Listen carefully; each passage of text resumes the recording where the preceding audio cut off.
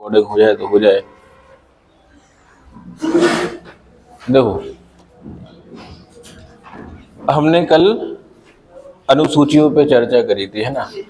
अनुसूचियों के बारे में हमने बताया था आपको कि ये किस तरीके से जो है शेड्यूल्ड है, किस अनुसूची में किस बारे में चर्चा की गई है, ये जो है हम लोगों ने कल देखा था। हम लोगों ने कल 1 से लेके 8 तक उन अनुसूचियों पे चर्चा की थी जो हमारे मूल संविधान में थी। ठीक, हाँ हाँ, अब वो हम फिर से बता रहे हैं, अभी पूरा रिपीट करेंगे अनुसूचियों के बारे में। अनुसूचियों का मतलब है कि संविधान के कुछ ऐसे विषय जिनको कुछ शेड्यूल्ड कर दिया गया है, ये है इसका मतलब। जैसे कि आपने पहली अनुसूची देखी थी, उस अनुसूची में क्या था, संघ और राज्य क्षेत्र के बारे में, है ना। संघ और राज्य क्षेत्र के बारे में तो हमने बताया था कि संघ राज्य क्षेत्र का मतलब क्या होता है। सबसे पहले हमने ये देखा। दूसरी अनुसूची में हम लोगों ने देखा था कि जितने भी संवैधानिक पद हैं, जितने भी संवैधानिक पद हैं, उन सभी के वेतन भत्ते के बारे में हमें जानकारी मिलती है। जैसे कि संवैधानिक पद वो जो है किसी न किसी तरीके से आप निर्वाचित होकर नहीं, किसी न किसी माध्यम से, जैसे कि लोकसभा का अध्यक्ष हो गया, लोकसभा का उपाध्यक्ष हो गया, राष्ट्रपति हो गए, उपराष्ट्रपति हो गए, इन सभी के वेतन भत्तों के बारे में था। तीसरा हमने क्या बताया, ये रिवीजन करा रहे हैं, कल हम लोग इसके बारे में चर्चा कर चुके थे, ठीक है। तीसरी अनुसूची में इन सभी जो संवैधानिक पदाधिकारी हैं, इन सभी के शपथ के बारे में जो है, प्रतिज्ञान बोल देते हैं, वैसे आप शपथ याद रखिएगा, पहले आपको पेंशन, उसके बाद शपथ। तीसरे में जो चौथी अनुसूची थी, उसमें राज्यसभा की सीटों के आवंटन की बात की गई। तो राज्यसभा हमने आपको बताया, तो लोकसभा होती है और राज्यसभा होती है। लोकसभा में जो सदस्य आते हैं, डायरेक्ट जो है प्रत्यक्ष रूप से निर्वाचित होकर आते हैं, डायरेक्ट चुनाव होता है और चुनकर आ जाते हैं। जैसे कि आपके क्षेत्र में जो संसदीय सीट होगी, आपने सीधा जो है वोट दिया और वह व्यक्ति जाके लोकसभा में जाके बैठ गया, इसीलिए लोकसभा बोलते हैं उसको। कैसी सभा? लोकसभा। लोक का मतलब होता है लोगों की सभा, जनता की सभा, जनता द्वारा डायरेक्ट जो है निर्वाचित होकर वहां तक पहुंचे हैं। राज्यसभा में ऐसा नहीं होता है। राज्यसभा में जो सदस्य हैं, आप लोग डायरेक्ट उनको नहीं चुनते, हाँ चुनने का तरीका आपका ही है, आते आपके ही माध्यम से, लेकिन कुछ अलग ढंग से आते हैं। कैसे आते हैं? राज्यसभा क्या करती है, जो संसद है उसमें सभी राज्यों का प्रतिनिधित्व करती है राज्यसभा। तो सभी राज्यों से कुछ जो है सदस्यों को लिया जाता है। तो कितने सदस्य होंगे, तो इसका आधार होता है वहां की जनसंख्या। तो जनसंख्या के आधार पर सीटों का आवंटन होता है। तो जहां पर जितनी ज्यादा जनसंख्या होती है, वहां से उतने जो है क्या कर लिए जाते हैं, सदस्य ले लिए जाते हैं। कहीं कहीं पे ऐसा है कि जो एक आधार है उससे कम भी सदस्य हैं, मतलब जनसंख्या है, तो फिर भी जो है उनकी सीटें ली गई हैं, क्योंकि उनका उन राज्यों का प्रतिनिधित्व भी जरूरी है। जैसे कि छोटे छोटे हो जाते हैं, है ना, कि राज्य होता है, सिक्किम हो गया, ये तमाम जो है हो गए हैं। तो हिंदी वाले सर बात कर लो, तो इसके बारे में हो गया, ठीक। फिर उसके बाद जो है 5वीं अनुसूची के बारे में था आपका, आप जितने भी SC ST के जो संबंधित प्रशासन है, नियंत्रण है, इसके बारे में जो है चर्चा मिलती है। 6वां हमने बताया था असम, मेघालय, त्रिपुरा और मिजोरम। कौन कौन सी? असम, मेघालय, त्रिपुरा और मिजोरम। इन सभी के जो जनजातीय क्षेत्र हैं, उनके प्रशासन के बारे में बात कही गई है। अब देखना क्यों आखिर ऐसा किया गया होगा, क्योंकि कौन सी कंट्री, जबकि जो है स्टेट्स है पूर्वोत्तर के हैं। पूर्वोत्तर में वह क्षेत्र जो है बहुत अधिक जो है विकसित नहीं है, पहाड़ी क्षेत्र है, जंगलीय क्षेत्र है, कम आबादी वाला क्षेत्र है। तो ये अभी जो है पूर्णतः विकसित नहीं हो गए हैं, है ना, संसाधनों का अभाव है। तो इसके चलते यहाँ पर जो जनजातियां यहाँ पर रहती हैं, तो उन्हें संरक्षण देने की बात कही गई है। तो इसीलिए असम, मेघालय, त्रिपुरा और मिजोरम की चर्चा है। 7वीं अनुसूची हमने बताई थी आपको कि सात जो अनुसूची है 7वीं, उसमें आपकी विषयों के बारे में चर्चा मिलती है। अब कौन से विषयों के बारे में चर्चा मिलती है, तो ऐसा हमने आपको बताया था कि 3 प्रकार की जो है सूचियां हैं, एक तो संघ सूची, एक राज्य सूची और एक समवर्ती सूची। तो संघ सूची पर जो है कोई भी कानून बनाने का अधिकार केवल और केवल संघ को होगा, अर्थात केंद्र को होगा ऐसे विषयों पर। फिर आता है आपका राज्य सूची, तो राज्य सूची पर जो है कानून बनाने का अधिकार किसको होगा, केवल और केवल राज्य को होगा। समवर्ती सूची एक ऐसा मामला है जिसमें विषयों पर जो अधिकार है उस पर जो है केंद्र का थोड़ा ज्यादा है और राज्य का क्या है, कम है। इसीलिए हम लोग कहते हैं संघवाद है ना, तो इसमें संघ की थोड़ी ज्यादा चलती है। हमने कहा था कल 60 और 40, हमने कल संघ के बारे में बताया था, संघ, परिसंघ और महासंघ तीनों ही बताए थे आपको। तो यहाँ पर थोड़ा सा जो है संघ की ओर झुकाव ज्यादा होता है। जैसे मान के चलो समवर्ती सूची का कोई विषय ले लो, उस विषय पर राज्य भी कानून बना सकता है और केंद्र भी बना सकता है, लेकिन यदि दोनों की बात की जाए तो प्राथमिकता ज्यादा किसको दी जाती है, केंद्र को दी जाती है। इस बात को ध्यान रखना है। फिर इसके बाद हमने 8वीं अनुसूची बताई थी। 8वीं अनुसूची में हम लोगों ने पढ़ा था कि भाषाओं के बारे में बताया गया है। आपको पता है कि मूल जो है हमारा संविधान था उसमें 14 जो है क्या थी, भाषाएं थी। अब उसके बाद वर्तमान में हम देख रहे हैं कि 22 भाषाएं हैं। इसका मतलब क्या हुआ होगा, निश्चित ही संविधान में संशोधन हुआ होगा। और अगर संशोधन के तहत कोई भाषा जोड़ी जा रही है तो हमारे लिए यह जानना जरूरी हो जाता है कि कौन सा संशोधन हुआ होगा, कब हुआ होगा और कौन सी जो है भाषा जोड़ी गई होगी। तो अभी तक जो है आपके 3 जो है संशोधन देखने को मिलेंगे। सबसे पहले 14 जो भाषाएं थी उनको हम लोग बाद में देखेंगे। जुड़ी हुई भाषाओं को पहले देख लेते हैं कि 15वीं जो भाषा जोड़ी गई थी 1967 में जोड़ी गई थी सिंधी भाषा। ये था 21वां संविधान संशोधन, 21 अमेंडमेंट था ये।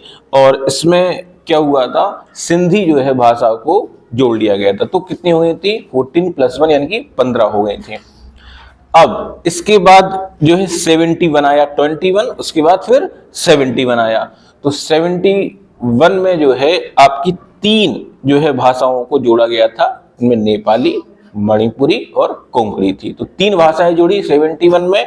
और सन कौन सी थी, तो 1992 जो है सन था। 71वां संविधान संशोधन हुआ था और 3 भाषाओं को जोड़ा गया था, नेपाली, मणिपुरी और कोंकणी। उसके बाद फिर 92वां संविधान संशोधन हुआ। आप ऐसे याद रख सकते हैं, 21 में 71 जोड़ेंगे तो 92 बनता है। ठीक, तो 92वां संविधान संशोधन हुआ था, 2003 में हुआ था। और इसके तहत 4 जो है भाषाओं को जोड़ा गया था। तो मैथिली, बोडो, डोंगरी और संथाली, ये 4 भाषाएं जो है इसके तहत जोड़ी गई थी। तो कुल मिला के हम लोग 14 और 1 15 और 3 फिर 18 और 18 के बाद 4 और जोड़ेंगे तो 22। तो वर्तमान में हमारे संविधान की अनुसूची 8 में 22 भाषाओं का वर्णन है। आप लोगों ने देखा होगा, अगर कोई भी नोटिफिकेशन आता है एग्जाम का, केंद्र का अगर कोई आता है, तो उसमें जो है आप लिखा होता है कि 22 भाषाएं, जो संविधान में वर्णित जो 22 भाषाएं हैं उनमें से आप किसी भी भाषा में आप अपना एग्जाम दे सकते हैं। ठीक है, एक कॉमन भाषा के रूप में इंग्लिश चलती है। इसके अलावा आप हिंदी लेते हैं, आप गुजराती लेते हैं, आप मराठी लेते हैं, आपको जो भी भाषा आप लेते हैं वही लेंगे जो कौन सी होगी संवैधानिक तौर पर उसमें 22 भाषाओं में होनी चाहिए। नेपाली हो, मणिपुरी हो, कोंकणी हो, बोडो हो, डोंगरी हो, संथाली हो, कोई भी जो है भाषा हो आप उसको क्या कर सकते हैं, ऐड कर सकते हैं। ठीक, तो ये हमारी कुल भाषा कितनी हुई थी, 22 भाषाएं हुई थी। इसके बाद अब आपको याद करना पड़ेगा, ये तो 8 शेड्यूल्ड थी जो हमारे मूल संविधान में थी। अब जैसे ही हम बात करेंगे 9वें अनुसूची की, तो निश्चित तौर पर संविधान में संशोधन ही हुआ होगा। ध्यान रखना, जब भी कोई चीज नई जुड़ेगी तो संविधान में संशोधन होगा। तो जैसे ही 9वीं अनुसूची जुड़ती है आपको तुरंत याद करना पड़ेगा कि संविधान संशोधन कौन सा है, इसका विषय कौन सा है और किस सन में इसको जोड़ा गया था। तो आप लोगों की सीट हमने अभी आपको दी है और उस सीट में सारी चीजें वर्णित हैं। प्रथम संविधान संशोधन 1951 में, 1951 मतलब देश आजाद होता है, उसके बाद गणतंत्र होता है, हमारा संविधान लागू होता है 26 जनवरी 1950 को, और अगली साल 1951 में प्रथम संविधान संशोधन होता है और ये संबंधित है आपका भूमि सुधार से। भूमि सुधार संबंधित है, इसका मामला क्या है इसको हम और भी आगे देखेंगे। अभी हम लोग क्या देखेंगे, क्योंकि आने वाले विषयों में इस पर हम लोग 9वीं अनुसूची पे व्यापक चर्चा करनी पड़ेगी। भूमि सुधार से संबंधित है जिसमें कई परिवर्तन जो है किए गए थे। अभी आप एक लिस्ट तौर पर इनको समझ लीजिए कि 10वीं अनुसूची जो थी उसमें दल बदल कानून जो है आपका आया था, दल बदल कानून। देखो ये जो है 52वां संविधान संशोधन के तहत 1985 राजीव गांधी जी की जो है सरकार थी और 52वां संविधान संशोधन कर दल बदल कानून लाया गया था। सूक्ष्म शब्दों में थोड़ा सा जान लो कि दल बदल कानून क्या होता है। ये वो समय था जब जो है सरकार में उथल पुथल मची हुई थी। क्या हो रहा था कि कांग्रेस का जो वर्चस्व रहा 50 के बाद से, वो धीरे धीरे क्या हो रहा था, ठंडा हो रहा था। तो ठंडा होने लगा तो क्या बनने लगा, मिली जुली सरकारें बनने लगी, मिली जुली सरकारें बनने लगी। जब मिली जुली सरकारें बनती हैं तो क्या हो जाता है, अस्थिरता आ जाती है, राजनीतिक अस्थिरता आ जाती है। कैसी अस्थिरता आ जाती है, इसमें होता क्या है कि जितने भी दल होते हैं वो सम्मिलित रूप से जिसका बहुमत होता है, आपको पता है सरकार उसी की बनती है। अब पता चला कि बहुमत किसी को नहीं मिला तो क्या होगा, मिली जुली सरकार बनेगी, मेजॉरिटी आएगी। तो इसमें होता क्या है, इसमें जितने भी दल होते थे आपस में मिलकर सरकार बना ली, जब मन किया हट गए, सरकार गिर गई। इससे देश जो नियमित रूप से चलना चाहिए वो कैसा हो जाएगा, अस्थिर हो जाएगा। कोई भी योजना चल रही है, सरकार गिर गई, अब पता चल रहा है कि या तो बीच में चुनाव कराने पड़ रहे हैं अगर बहुमत नहीं मिल रहा है, या फिर जो है ऐसी स्थिति बन रही है कि कोई विधेयक ही पास नहीं हो पा रहा है। मतलब क्या हो जाता है, देश रुक जाता है। अब पता चल रहा है कि दल बदल कर दूसरे पार्टी में यदि कोई नेता जा रहा है, जैसे मान चलो हम किसी पार्टी से हैं और पार्टी से जुड़ने के बाद यदि कोई विधेयक लोकसभा में या राज्यसभा में आता है, हमें अपनी पार्टी से वोट डालना चाहिए लेकिन हम क्रॉस वोटिंग कर देते हैं। इसका क्रॉस वोटिंग में दिक्कत आ जाती है फिर। तो इसीलिए जो है दल बदल कानून लाया गया कि सही ढंग से जो है हमारा सदन चल सके, हमारी सरकार चल सके।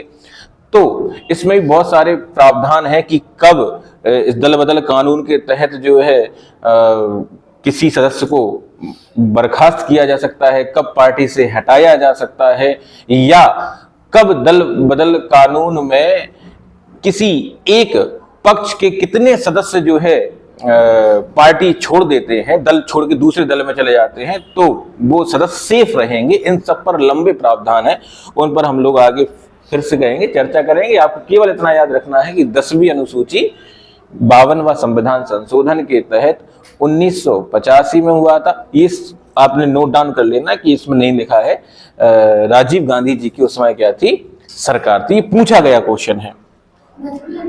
हाँ, इसके बाद है आपकी 11वीं अनुसूची। 11वीं अनुसूची में जो है आपका जाहिर सी बात है संविधान में क्या हुआ होगा, संशोधन हुआ होगा।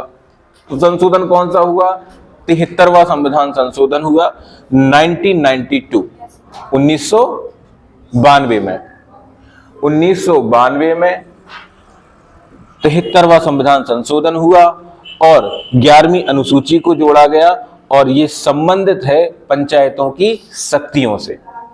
किससे संबंधित है, पंचायतों की शक्तियों संबंधित। जैसे कि अभी वर्तमान में आपका पंचायत के चुनाव आने वाले हैं ना, तो आप पंचायत के चुनाव में आप जो सामान्यतः देख पाते हैं, जैसे कि आपका ग्राम का प्रधान बनता है, आप प्रधान को तो जानते ही होंगे।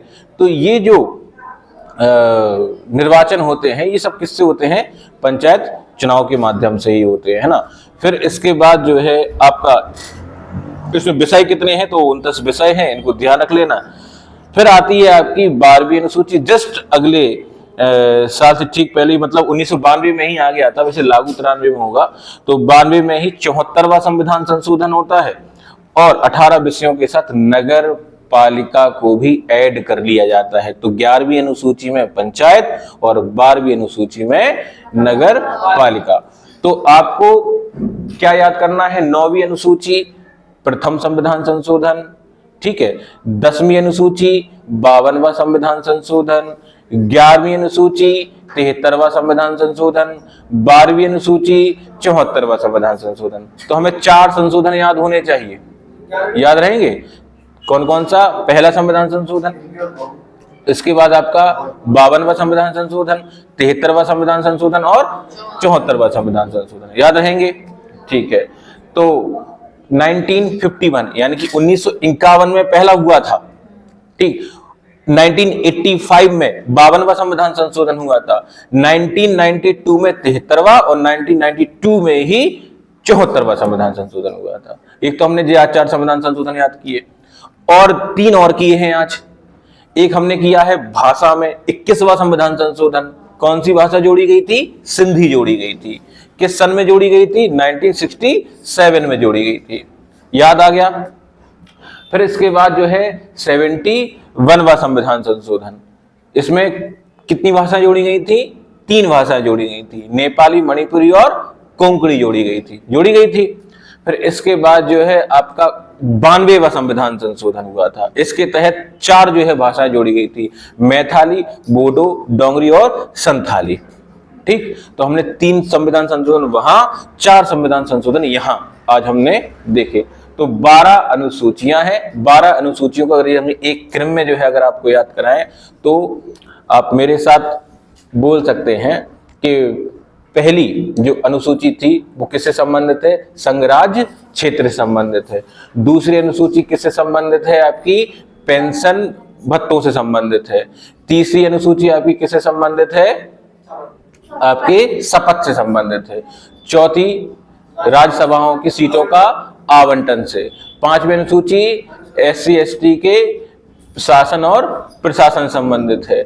6वीं अनुसूची असम, मेघालय, त्रिपुरा और मिजोरम के जनजातीय क्षेत्रों के शासन और प्रशासन से संबंधित है। 7वीं अनुसूची क्या है? संघ सूची, संवर्ती सूची, राज्य सूचियों के संबंध में विषय यानी कि सूचियों से संबंधित है।